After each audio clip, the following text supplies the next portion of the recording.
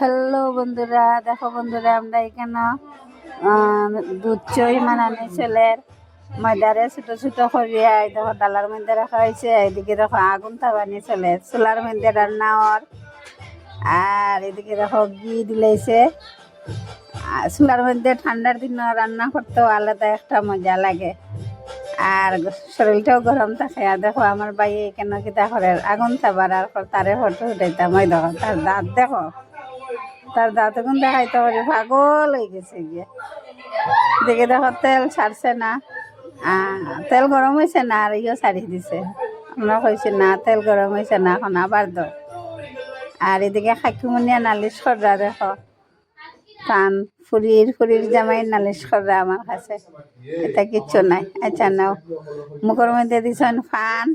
আর এদিকে দেখো আমরা পিঠা বানানি ওই যার গিয়া কোনোদিন বানাইছে নাও প্রথম মানার, আর আগুনও বেশি হয়ে গেছে গিয়া। আগুনের মধ্যে আমরা কিন্তু আগে ছোটোবেলা চুলাতো রান্না করতাম, এখন বড় লোক হয়ে গেছে গিয়া, গ্যাসও রান্না করি।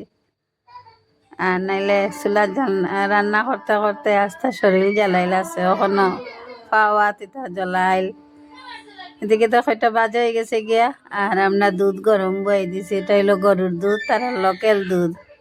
দুধটা খাইতে স্বাদ আছে, আমরা টাউনের দুধের মতন নাই।